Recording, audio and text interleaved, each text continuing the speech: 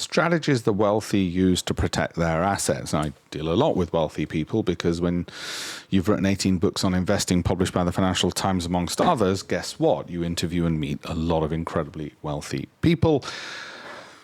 And I'll put personal circumstances to one side. You meet billionaires, I mean, let alone millionaires are to a penny, but you meet the billionaires. And you might say, okay, so what is it? What do they use? What secret tools have they got? What offshore trusts and offshore companies do they use? What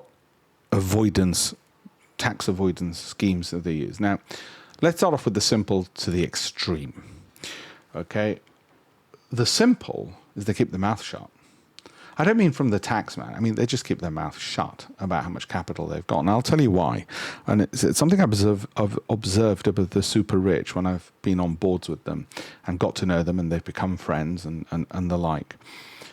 They keep their mouth shut and they limit showing off and they limit how many people they might call their friends. I'll give you an example. A good friend of mine, formerly, over the last 30 years, I think I met him 30 years ago initially. They owned Ionic Villa in Regent's Park and the massive property next to it, which at one point was the most expensive private residence in London. He had very few friends. I probably could count myself as one of two. His wife used to complain to him saying, well, what are you going to do if something happens? And indeed, when she had breast cancer, I was there after the surgery because she said, who are you going to call? Who are you going to be with? And it was me. Very, very few circle of friends. And I think the reason for that is people start off as friends and it's very difficult to judge when you've got lots of money why they're your friends. And sooner or later, they'll want some money off you.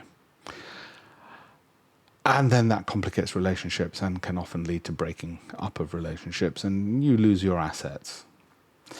So one way at the non-aggressive end that they protect their assets is just keep their mouth shut.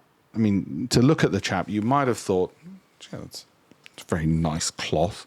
And you look inside, oh, that's a Loro Piana coat. He would never have said it. Just so happened I didn't have a coat one day and he lent me his dad's and I looked inside and thought, what the heck's this? I never knew what Loro Piana was back then. I thought, bloody hell. So they're discreet and you might say classy, whichever way you want to put it. But they're quiet and they keep their mouth shut.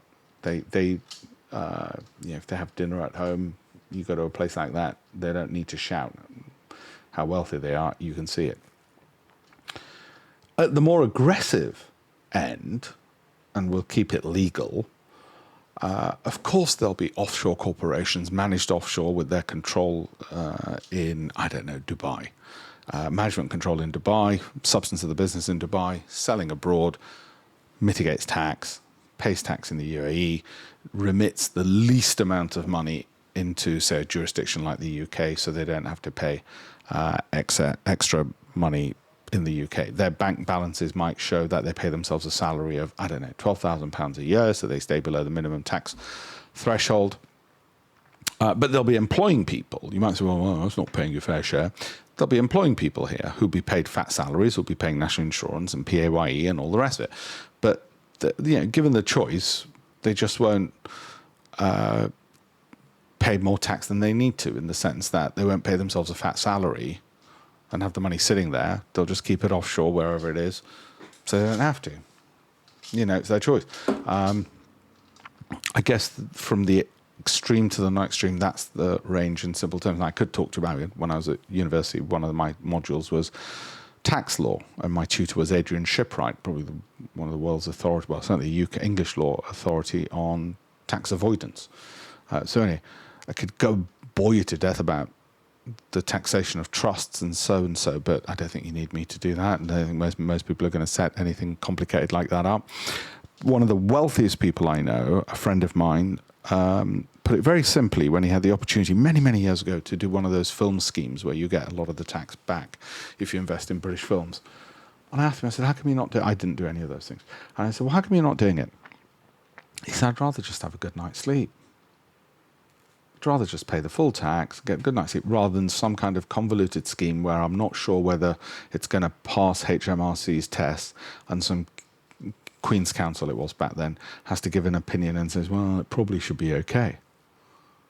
He's the CEO of a major Swiss private bank today, earning, well, Bloomberg said close to 20 million a year in US dollars. So I guess that mindset shows you don't have to be evil and greedy. And if we think evil is finding ways of paying less tax, to be incredibly wealthy and successful. Well, he might have got even more successful. No, I suspect what would have happened is it would have clouded his judgment and character throughout and wouldn't got to the post he got to. Anyway, if you'd like more discussions on investing and free tools on investing and making money, alpeshpatel.com/links. Thank you very much.